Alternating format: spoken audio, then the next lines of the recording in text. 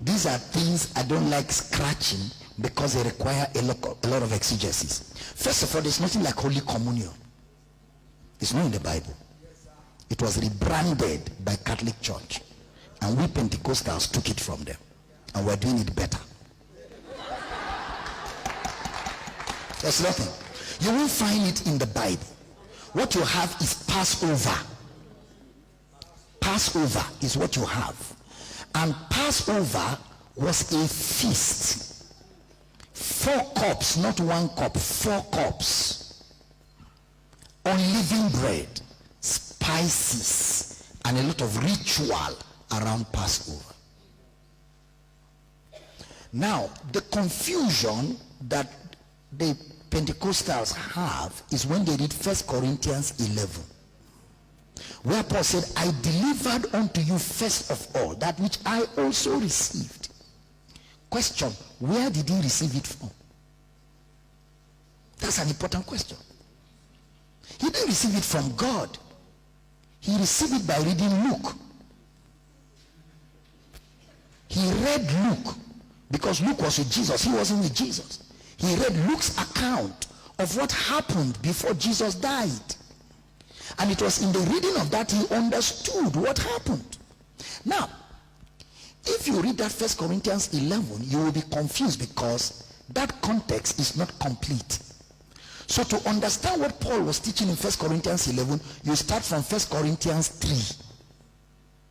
3, 4, 5, 6, 7, 8, 9, 10 to understand 11. So if you're going to read it, the first thing you will hear Paul say to the church in Corinth is that I couldn't speak unto you as unto spiritual, but as unto babes, because you are carnal. That sets the tone of discourse. So everything he will say from chapter 3 to 11, he is communicating to carnal people. That means he will use earthly stories to bring out spiritual truth.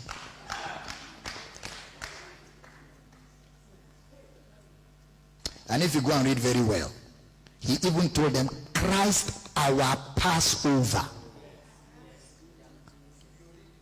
That our Passover is a person, it's not elements. Brother Paul said it. Christ our Passover. 1 Corinthians 5:7. 1 Corinthians 5:7. 1 Corinthians. Purge out therefore the old leaven, that he may be a new lump, as you are unleavened. You yourself, you are the bread. You are unleavened. For even Christ, our Passover, is sacrificed for us. So our Passover is no more bread and Ribena or Coke. It's a person. How do we eat his body and drink his blood? When I teach you him, as you are hearing the message, you are eating his body and drinking his blood.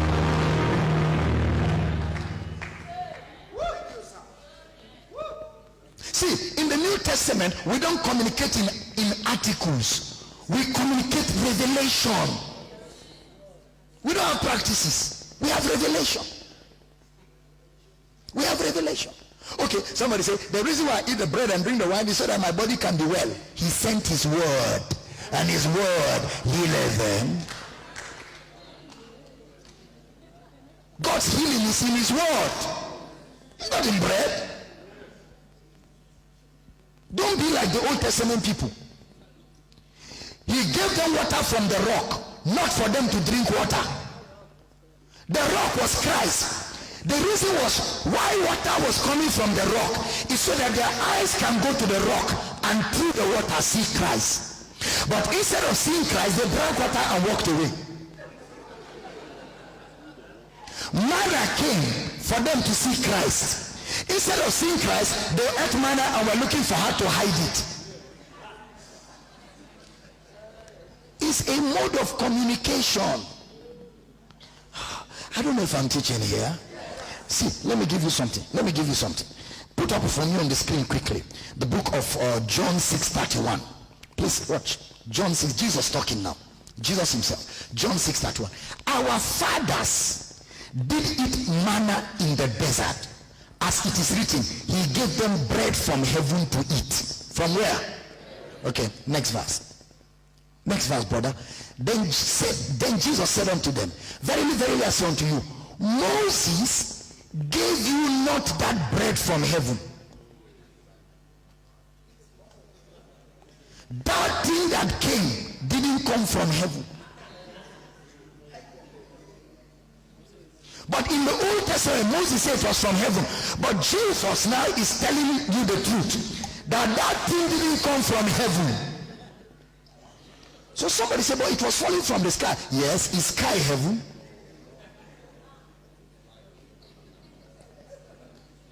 Then David explained a little further. David said, men ate angel food. So angels in the atmosphere produced manna for them, not from heaven. Watch. Put it up. Moses gave you not that bread from heaven, but my Father giveth you the true bread from heaven. Watch. Next verse. For the bread of God is he.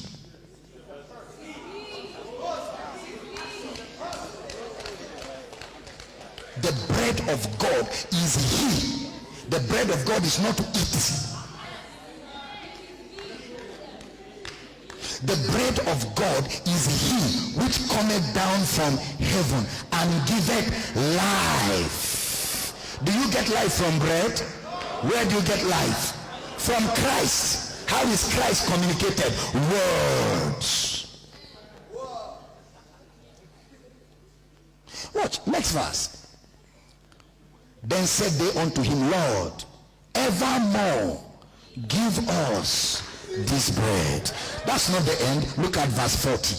40, brother, because of time. No, wait, let me read this one. And Jesus said to them, I am the bread. The bread is a person. It's not something you bring from the bakery on a Sunday and everybody's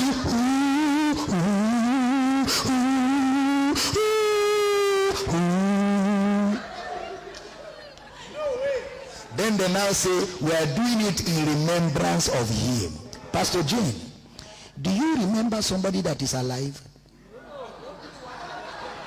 Do you do memorial service for somebody that is alive? You do memorial service for somebody that is dead. Yes, he died, but 3 days, he rose, he's alive. There is nothing to remember anymore. He's alive.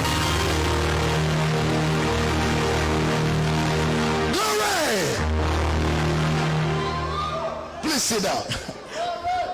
Somebody said to me, Dr. Damila, you are treading on dangerous ground. Holy Communion. What about this here? If you don't understand it today, maybe in 10 years, if you stay faithful studying your Bible, you will understand. Somebody said to me, Dr. Damina, if I invite you to my church and I say, give us communion, won't you give us? I say, I will give you and your wife first. Then I will give the whole church. I don't have a problem with it. When I'm done, I will know that I gave you people snacks.